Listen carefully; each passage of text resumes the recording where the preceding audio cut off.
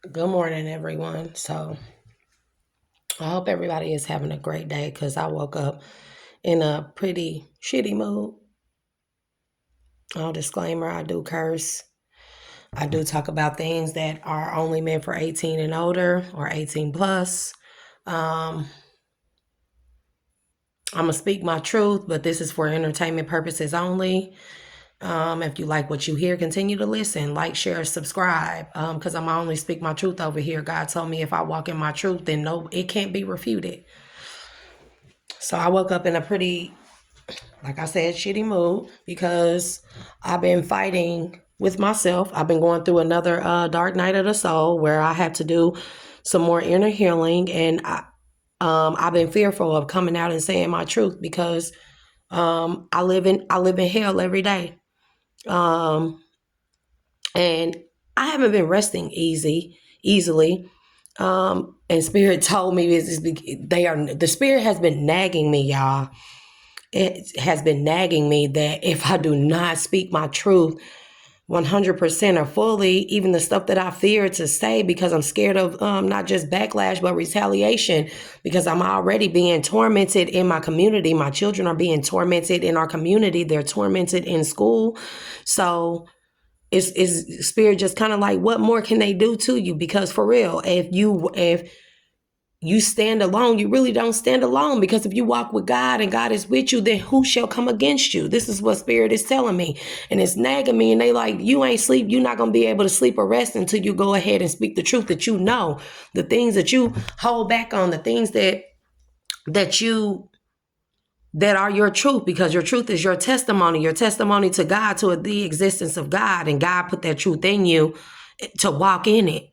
And if I'm not walking in my truth, then it's just like eating away at me, y'all. Like I can't sleep, I can't think. And I've heard a couple of different people who get downloads and messages from Spirit, from the universe and stuff, and they say that they can't sleep.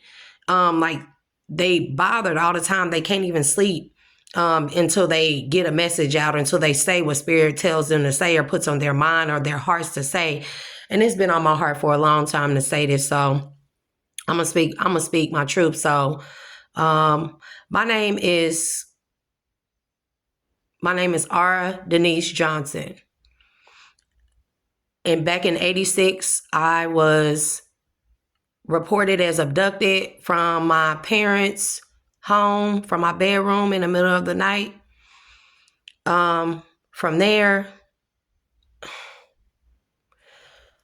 there, I don't know if they sold me to another family, or I don't know if they just gave me to other family members, or if they just gave me away or whatever for money. But then I don't remember anything prior to living there. I remember bits and pieces about it, but I do remember stuff like the dentist visit and stuff like that, where I had my back right tooth, like the dentist was drilling in it, and they kept giving me shots in my gums and stuff, and the medicine wasn't working. It would not work, so they had to put like this mask over my face, and I was like high as a kite. That's my first memory that I have in my life.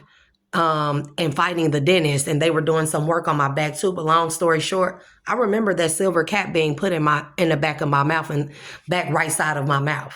I can't forget that. It's not a memory that I made up. It's one of my first memories. So from there, I remember living with the woman that I consider my mother, and she is not my mother. And I remember her being in a very abusive relationship. And I remember also that I remember being beat and like whooped on as a kid all the time, because I remember I would say stuff that I wasn't supposed to say. I didn't really get it or understand why I would be in trouble or why I'd be locked in my room all the time. But anyways, we moved to California after an incident with me being sexually assaulted by my supposed mother's then baby daddy's brother. I know this is real, but I was sexually assaulted, and they told me they called the police and stuff, and they reported it and everything. I really don't think that they did, because then shortly after that, we moved to California. We moved to West Oakland. in the Bay Area. And we lived there for quite some time, maybe like a year or two or a couple years maybe, or whatever. I don't know. I was a kid. I do remember there. I do have very vivid memories of living there. But long story short, me and my younger brother, my baby sister, we almost burnt alive in a fire that my mom, I don't know, or mom accidentally set during one of her nights where she was extremely intoxicated. The entire apartment was on fire, and the only thing I remember is my stepdad waking me up out of my sleep, and he picked me up, and the entire apartment was on fire. I mean, the entire apartment, y'all. And he took me, and when we got to the front door, it was engulfed in flames. He took me and he threw me over the threshold of the fire, and his only way that he could get out is he jumped through the fire. He ended up suffering severe burns from the waist down that he still has. He has all the scars and stuff to this day. Anyways, I guess I was declared to have died in that fire. And I believe that that's when they changed my name to what it is now. But what I do know, and it can't be refuted, because I'm going to say this, whatever I say, I don't care if anybody say I'm crazy or I'm on something. I don't care. What I'm going to say is show proof against what I'm saying. Show proof against what I'm saying. Show me or prove that what I'm saying is a lie. Because then here I am, an adult. I come across this poster of this missing child. And I'm like, wait a minute, that's me. That's me. For a fact, it's me. I go through, and now mind you, all of my child pictures and baby pictures, they burnt up in the fire, right? But I still have like 1 or 2 pictures of me from when I was a kid.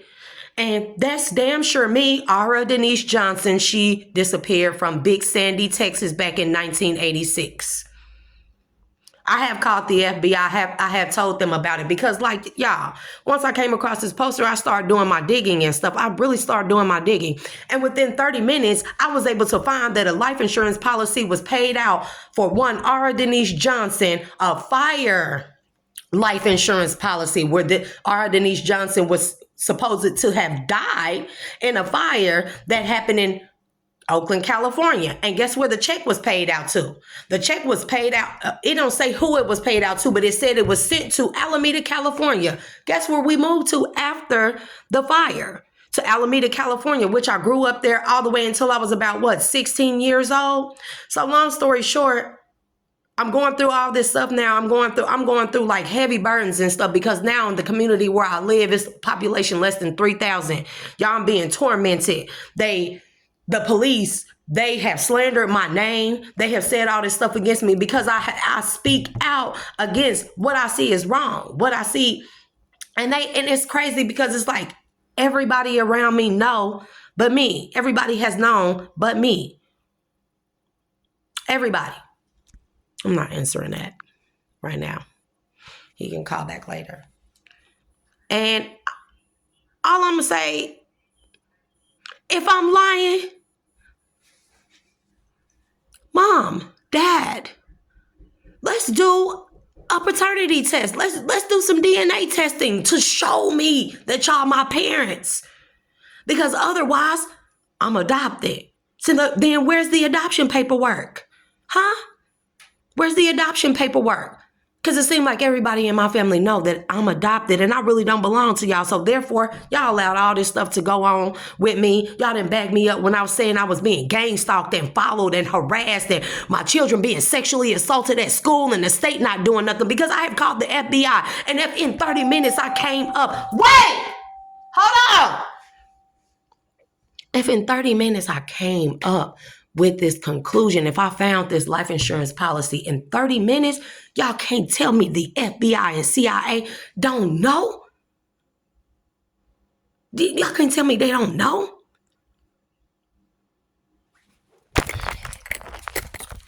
Let me stop for a second. Give me a second.